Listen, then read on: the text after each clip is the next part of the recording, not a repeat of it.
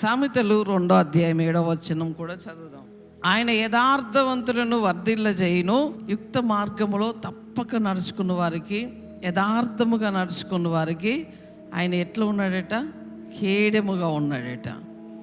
ఈరోజు యథార్థముగా నడుచుకుంటున్న నీవు భయపడుతున్నావేమో, ధైర్యపరుస్తున్నాడు దేవుడు, నిన్ను ఓదారుస్తున్నాడు. యథార్థముగా నడుస్తున్నావు, నువ్వు ఎటువంటి నింద లేకుండా నడుస్తున్నావు.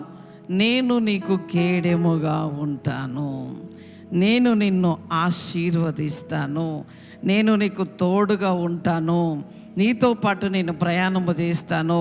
నువ్వు ఎదుర్కొనే ప్రతి సమస్యను నేను ఎదుర్కొని పరిష్కరిస్తాను అని ప్రభు మాట్లాడుతున్నాడు. కనుక యథార్థముగా నడిచే నీవు భయపడవలసిన అవసరము లేదు. ఒకవేళ యథార్థత లేకపోతే భయపడు, యథార్థతను తెచ్చుకో. కానీ యథార్థముగా నడుస్తున్న నీ జీవితంలో భయపడవలసిన అవసరము లేదు. కానీ ఈరోజు నీవు ఆరాధించడానికి వచ్చావు. దేవుని బిడ్డ, ధైర్యముగా ఉండు, దేవుణ్ణి స్తుతించు. ఆయనే మనకు కేడెముగా ఉంటే, ఆయనే మనకు అతిశయ స్పందముగా ఉంటే, ఇంకా నేను వచ్చి తాకడానికి, నేను ముట్టడానికి, నీ పరిస్థితులను తారుమారు చేయడానికి దేవుని అనుమతి లేకుండా ఏది జరగదు. కనుక ధైర్యముగా ఉండండి, ప్రభును ఆరాధించండి, స్తుతించండి, ఘనపరచండి. ప్రతిరోజు ప్రభుతో నడవడం మానకండి. ప్రతి ఉదయము, ప్రతి సాయంత్రము ఆయనకు కృతజ్ఞతాస్తుతులు చెల్లించండి. ప్రతి విషయములో మానక ఏం చేయాలి? ప్రతి విషయములో మానక కృతజ్ఞతాస్తుతులు చెల్లిస్తూ ఉండండి. పరిస్థితులు నీకు ఇప్పుడు ఎట్లనో కనిపించవచ్చు, భయంకరముగా కనిపించవచ్చు, బాధకరముగా ఉండొచ్చు, చాలా వేదన కలుగుతూ ఉండొచ్చు. కానీ ఒకరోజు ఉన్నది, మన తల ఎత్తబోతున్నాడు. ఆమె చెప్పండి. కానీ యథార్థతను వదిలిపెట్టద్దండి. యథార్థత లేకుండా నీవు ఇష్టం వచ్చినట్లుగా నీ జీవితాన్ని నువ్వు కొనసాగించి యథార్థతను మర్చిపోయి, ప్రభువాను వాగ్దానం చేసావు కదా అంటే, నీవెవరో నాకు తెలియదు అంటాడు ప్రభు. మొగమాట పడడండి. ఆయన చట్టం ఎట్లా ఉంటుందంటే, యథార్థముగా ఉన్నవారికట ఏ మేలు చేయక మానడట.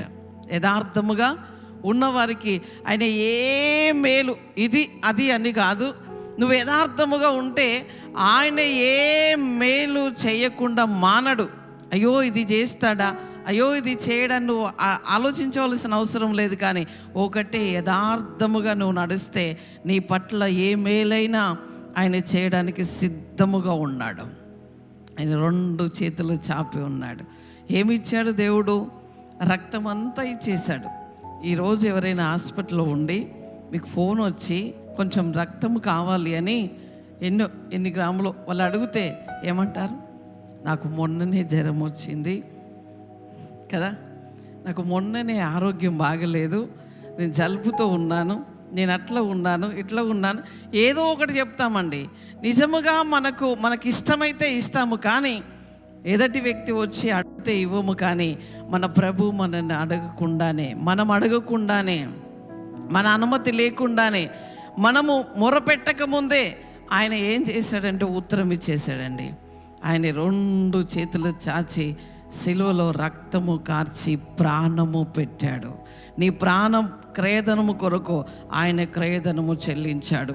నీ ప్రాణ రక్షణ కొరకు నా ప్రభు ప్రాణమే ఇచ్చేశాడు. ఈరోజు ఇంకా నువ్వేం కావాలని కోరుకుంటావు? ప్రాణమే ఇచ్చేసిన దేవుడు ఇంకేమడిగినా ఇవ్వడండి.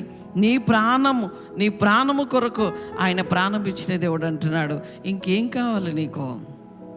ఏం కావాలన్నా కూడా నేను ఇవ్వడానికి రెడీగా ఉన్నాను.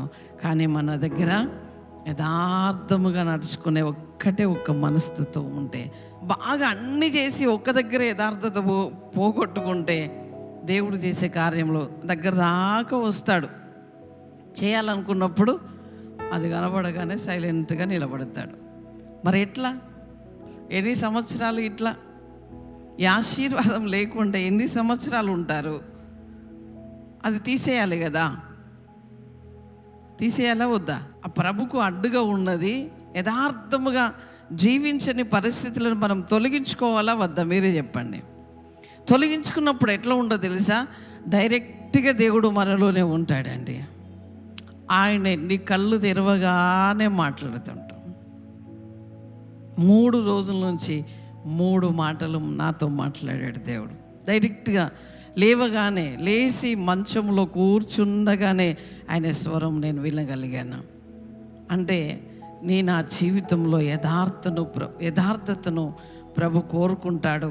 ఆ యథార్థ జీవితంలో అద్భుత కార్యములు చేయడానికి నీ పక్షముగా కేడెముగా నిలబడతాడు.